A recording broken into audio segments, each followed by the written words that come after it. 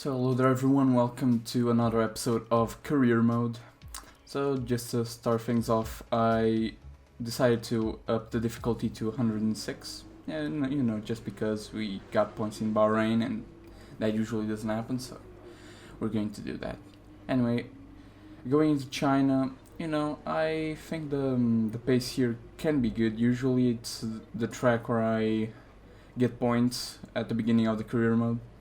And it also always rains when I go there. As you can see there in the race, it's going to start out wet, which will be good for us because, you know, the pace of the AI on the wet conditions are they're not really fast. You know, we're able to be much stronger than them, so that'll definitely help us out, and maybe we'll be able to get some points. We'll have to wait and see. The practice sessions, they were easy, you know. I was able to complete, I think, all of the practice programs in the first practice session, which was encouraging. We were actually behind Kimi. From now on, you'll be able to see him probably ahead of us in most of these sessions. He's starting to pick up the pace, and you know that's always good for us. It means we're going to have to start going faster. Great work out there today. Let's have your thoughts. You really went all out in practice today. Are you testing new components? Oh yeah, there's also a component that failed, the upgrade on the chassis. It's the start of the season. How do you think things are going to go for you? Hopefully they will go well. Yeah. Sportsmanship. Great. Well, that's everything. So yeah, like I was saying, the chassis part that I was trying to upgrade, it failed, so it will be on the car for the next weekend in Baku. Together with some other components that I'm trying to upgrade. Hopefully they'll fit in the car in Baku, but yeah. Anyway, going into qualifying, the pace in the sim is good, you know. Hopefully we'll be able to get at least to Q2, but anyway, once again we'll have to wait and see. Here in the rain I was able to get 7th place, which was very encouraging in the rain, best of the rest. And practice 3, once again 9th place. So the pace seems good, at least race pace seems pretty good here always, whether in wets or in dries, so yeah. Let's just check the messages here, yeah. Always trying to beat Kimi. I think we already have Weber as our rival, so yeah, I have to try and beat both of them. So let's go to qualifying. Welcome to Shanghai, China, for what I've no doubt is going to be a fantastic F1 qualifying session. So yeah, qualifying, I have to say right now, it didn't go well. It was really awful. I did 3 runs with all of the soft compound tires, and I couldn't get a good result at all. We got P19 in qualifying. It was very awful. I just couldn't put a competitive time in qualifying, and yeah, that was that. We're going to start from the back once again, not getting out of Q1. So yeah, and while Kimi was actually able to get to Q2, which was interesting, you know. Seems like putting it to 106 is really helping Kimi out a lot in beating us and actually doing good for once. After the first 2 rounds he was nowhere in both races, so hopefully from now on he will be able to challenge for points, which will help the team a great deal. And yeah, that's what we want. We want points. We want to be best of the rest by the end of the season. Bad luck in qualifying. Yeah, I'm trying to make us keep our chin up, but yeah, we don't really need it. We know we'll have a good race pace. Yeah, so to this I also decided to, since I'm going to start from the back, I might as well get some components for the season. I'll probably have to get another penalty, but you know, at least now I'll get one right now. Since I'm going to start from P19, might as well check in some new components for the race and for the rest of the season. It'll help us out a lot by the end. So yeah, anyway, let's go on to the race.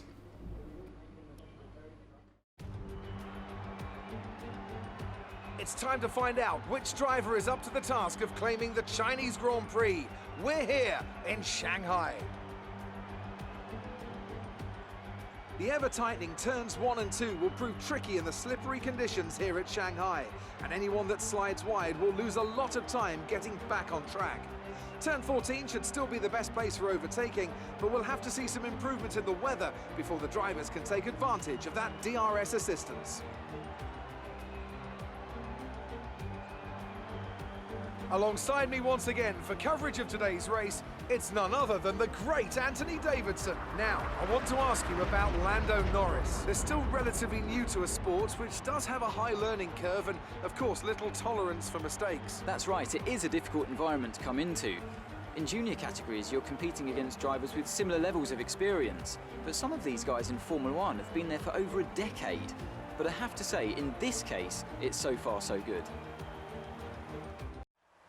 Now that we've got some points on the board, let's continue this form and aim for another top 10 finish. I just love how Jeff sees that we're going to start from the back of the grid and he's still hoping for points. But the thing is, we actually have a decent chance here since the rain usually helps the players out.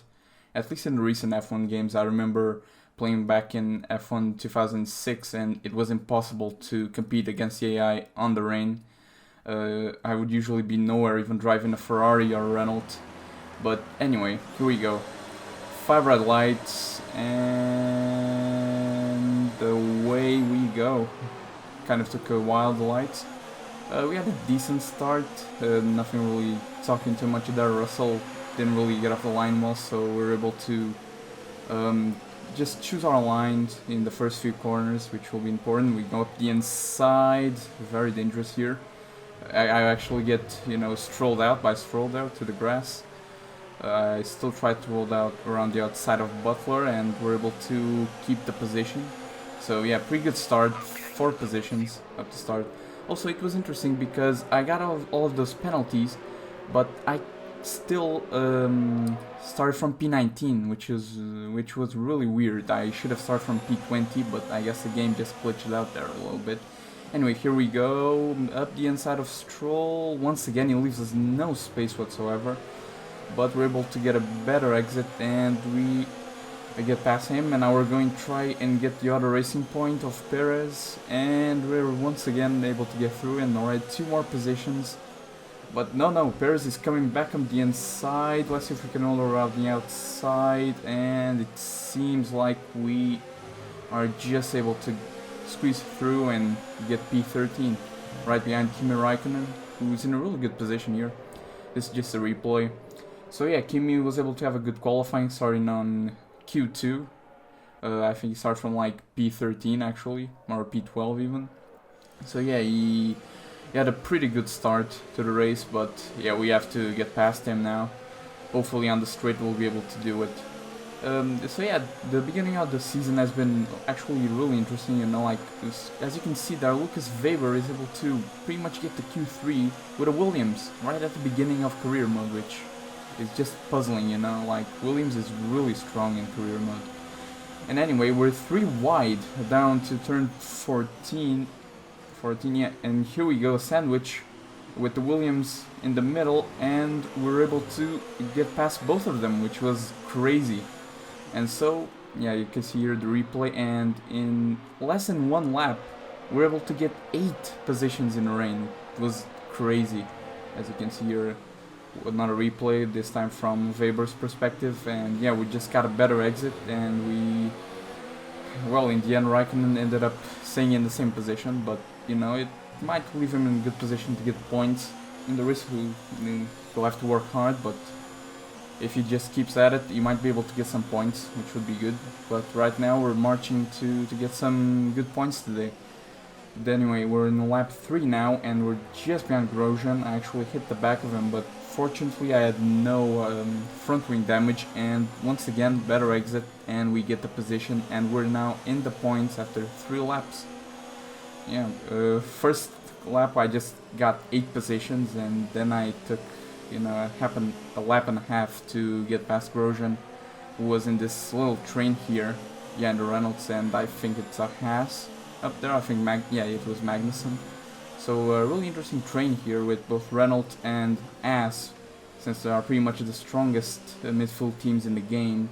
And yeah, they were just keeping all together, and that really helped me out because they were going nowhere. I don't know if it was Magnussen just going really slow, but yeah, he was just keeping them all behind. And as you can see on the minimap, all the front teams are just getting away. While that I'm going behind Ricardo, he actually goes offensive, but I still go on the inside, I'll touch it there, but we were able to get another position in the same spot as we passed Grosjean, so it's a good overtaking place here. As you can see here, just Torpedo getting in there, getting a better exit, and Ricardo is gone. Anyway, we jump into lap 4. No, we were already in lap 4, so we're still behind Hülkenberg and Magnussen, but a shocking exit from Hülkenberg, and we get the position on the last corner. As you can see here, just, you know, he had no acceleration there. He was just losing time to Magnussen, and now we're one spot away from being best of the rest in this race, while on the wet conditions, in the intermediate conditions. And yeah, once again we get on the inside and we pass Magnussen. First time we do an overtake there, I believe. Oh no, we also did Perez just a while back.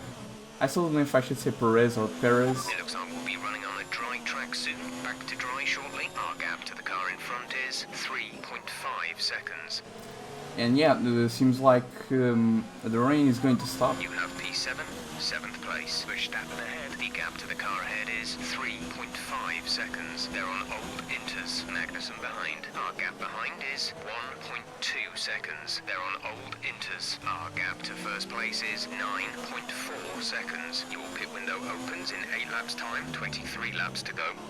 So yeah, it seems like the dry stint is about to begin. A couple more laps, and as you can see here, I think this is Perez having some sort of failure, and he's out. Your MFD for a new And lap strategy 9, and we're going to stop for hards. Got that confirmed.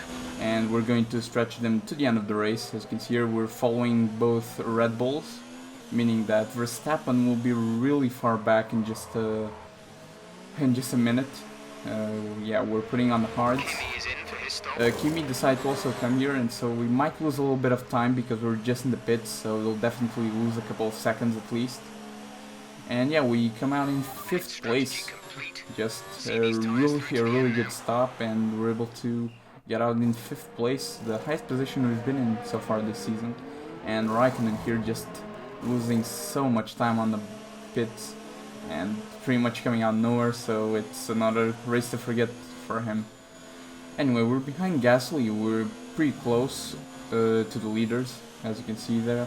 They all stopped in at the same time, meaning that the second drivers, the ones that were behind, pretty much got screwed over, so Hamilton and Verstappen that are behind me will have to overtake me, but they'll definitely not be able to overtake Gasly at this point, because, you know, he's in a Red Bull. Maybe Hamilton still got him by the end of the race, I don't remember, but yeah, I don't think they'll be able to catch up to Gasly, Verstappen and Hamilton. A very interesting championship, actually. Hamilton won the first 2 races, meaning that Mercedes and Ferrari are pretty much neck to neck, since in the last race both Ferraris got podium. So yeah, just an interesting fight at the front, and hopefully we'll see, you know, we'll see a lot of action towards the front of the grid. Now this is just me doing some fastest laps, nothing really going on there. Hamilton just chasing us down massively, just pretty much 1 second a lap, taking out more than 1 second a lap. And now he is going to overtake us. He's right at the back of us, he has DRS. He doesn't even need it pretty much, he was already on top of us even before having DRS. So he's just going to get us easily. I'm not really going to fight him here, I'm just going to let him go. Maybe try and follow him a little bit. Once again, I ran into the back of a car, but fortunately no front wing damage, and we're able to keep moving forward. But I think 2 laps later, and Verstappen's on the back of us, and he just decides to go on a dive and touches the back of us, makes us lose control of the car and gets past. As you can see here on the replay, he just rams into the back of us, makes me lose control of the car, and just very interesting tactic here by Verstappen. But yeah, that's it. Both of the front runners now got past me, and now here's the fight behind me, which I think it's Ricciardo and Magnussen fighting it out for 8th place.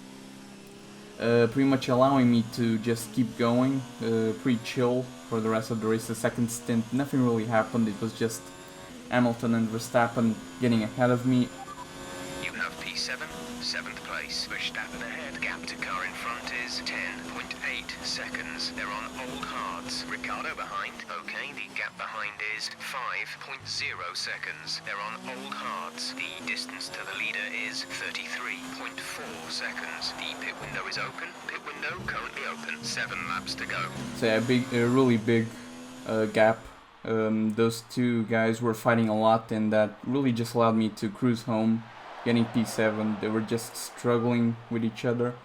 But I think in the end, I think maybe Magnussen was able to get ahead because, you know, mostly just straight line speed and started to chase me. And as you can see there, I have sort of a tank slapper. I lost a little bit of control.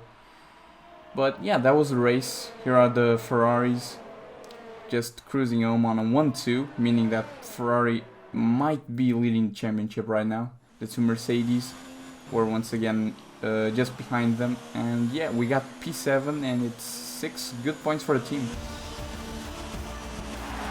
That's the end of the race. We'll see you in Parc Fermé.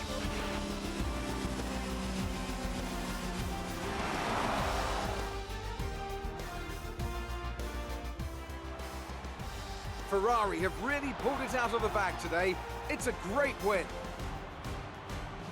Tell me, Ant, how did they manage to achieve this win? I'd say it was down once again to good, consistent driving, nailing the corners, working to the track conditions and perfecting the team's strategies. They got all of these things right today and the results speak for themselves. Here come our winners now. A thrilling race and a tremendous effort by Ferrari. Their history is well known, so it's no surprise to fans the world over to see them come out on top once again. So yeah, Ferrari gets a 1-2, great result for them. Hamilton wins the first 2 races and now he kind of got screwed by the team, so he ends up in P4, still got ahead of Gasly. So yeah, just great pace. These two teams are just way ahead of the rest of the field, to be honest. Let's have a quick look at how the driver standings have changed. It wasn't the best weekend for our championship leader, and their advantage at the top has been reduced. Let's focus on the driver of the day. Anthony Davidson, who do you pick? I have to give it to Old Timer. They did a great job at getting the most out of their tyres without losing pace, something that's a very handy skill to have in modern day Formula 1. It's time to see how things are shaping up in the Constructors' Championship. Ferrari take the lead at the top of the table. After an event like that, who knows what the sport has in store for us next time? Be sure to join us again as we continue to bring you the latest excitement in Formula 1. So yeah, they're really neck to neck, Ferrari and Mercedes. Good day today. Let's have your take on it. You've had experience with Devon's fast, aggressive style. Any advice for the drivers he passed today? Yeah, I had to do it. You were cutting your way through the field during the race. Easy peasy, 12 positions. Your team must be ecstatic with how you're performing. I sure hope they are. How do you feel the weather affected the outcome today?